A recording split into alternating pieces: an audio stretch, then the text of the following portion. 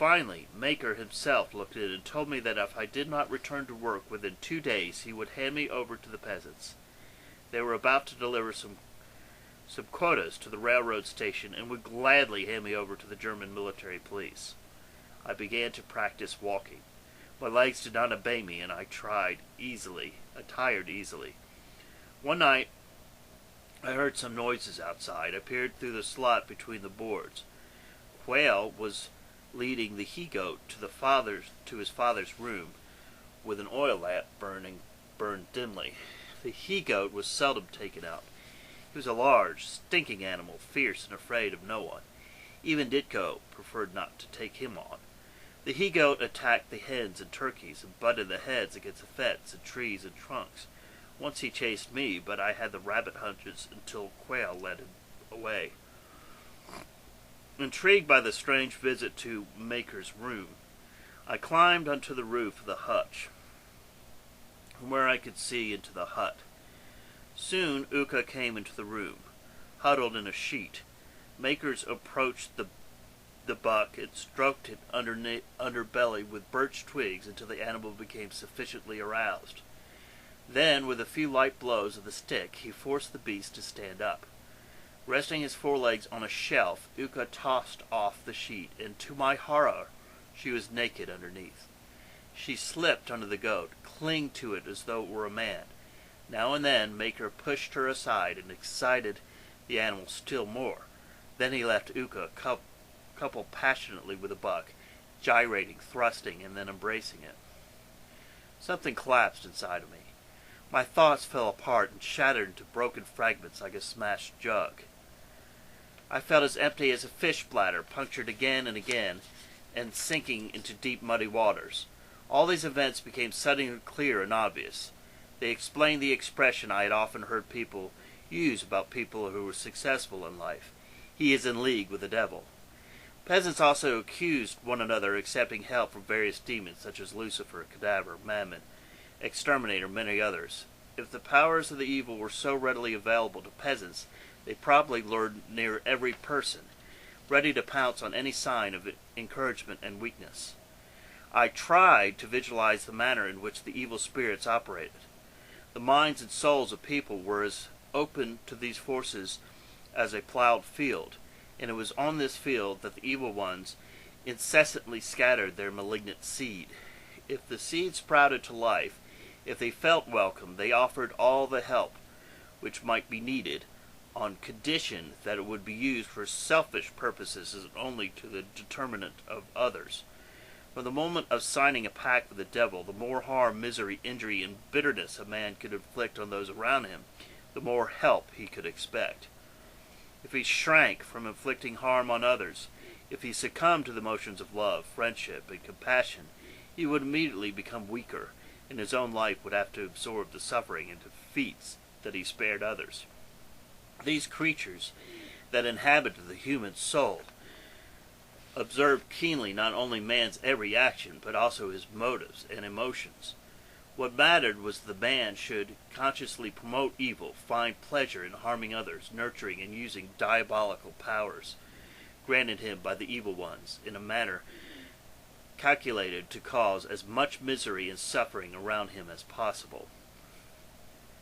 Only those with sufficiently powerful passion for hatred, greed, revenge, or torture to obtain such objectives seem to make a good bargain with the powers of evil. Others, confused, uncertain of their aim, lost between curses and prayers, the taverns of the church, struggled through life alone, without help from either God or the devil. So far I had seen one of those. I felt annoyed with myself for not having understood sooner the real rules of the world. The evil ones surely picked only those who had already displayed a sufficient supply of inner hatred and maliciousness. A man who had sold out to the evil ones would remain in their power all his life. From time to time he would have to demonstrate an increasing number of misdeeds, but they were not rated equally by his superiors. An action harming one person was obviously worth less than harming many. The consequences of the evil deeds were also important. Ruining the life of a young man was certainly more valuable than doing the same to an old man who had not long to live anyway. Furthermore, if the wrong done to someone managed to change his character in such a way as to turn him towards evil as a way of life, then the special bonus was due. Thus, simply beating up on innocent man was worth less than inciting him to hate others. But hatred of a large group of people must have been the most valuable of all. I could barely imagine the prize earned by the person who managed to inculcate all the blue-eyed people a long-lasting hatred of dark ones. I also began to understand the extraordinary success of the Germans. Didn't the priest explain once to some peasants that even in remote times the Germans delighted in waging wars? Peace had never appealed to them. They did not want to till the soil. They had no patience to wait all year for the harvest.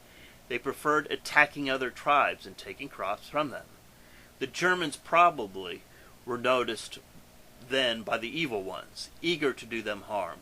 They agreed to sell out wholesale to them. That is why they were endowed with all their splendid abilities and talents. That is why they could impose all their refined methods of wrongdoing on others. Success was a vicious circle. The more harm they inflicted, the more secret powers they secured for evil. The more diabolical powers they had, the more evil they could achieve. No one could stop them. They were invincible. They performed their functions with masterful skill. They contaminated others with hatred. They condemned whole nations to extermination. Every German must have sold his soul to the devil at birth. This was the source of their power and strength. Cold sweat drained over me in the dark hutch. I myself hated many people. How many times had I dreamed of the time when I would be strong enough to return, set the settlements on fire, poison their children and cattle, lure them into deadly swamps. In a sense, I had already been recruited by the powers of evil, and had made a pact with them. What I needed now was their assistance for spreading evil. After all, I was still very young. The evil ones had reason to believe that I had a future to give to them. That eventually my hatred and appetite for evil would grow like a noxious weed, spreading its seed over many fields. I felt stronger and more confident. The time of passivity was over. The belief in good, the power of prayer, altars, priest, and God had deprived me of my speech. My love for Uka, my desire to do anything I could for her, also met with its proper reward. Now, I would join those who were helped by the evil ones. I had not yet made any real contribution to their work, but in times I could become as prominent as any of the leading Germans. I could expect distinctions and prizes as well as additional powers enabling me to destroy others in the subtlest ways. People who had contact with me would likewise become infected with evil. They would carry on their task of destruction, and every one of their successes would earn new powers for me. There was no time to be lost.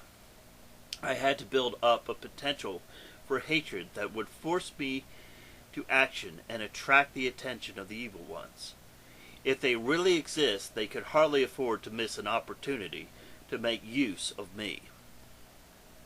I did not feel pain any more. I crawled to the house and peered through the window. In the room the game with the goat was over. The beast was standing calmly in the corner. Uka was playing with Quail.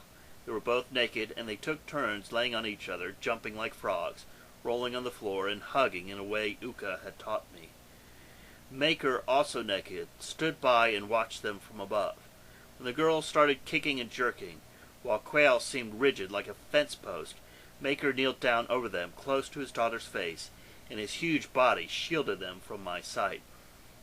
I continued watching them for a few moments.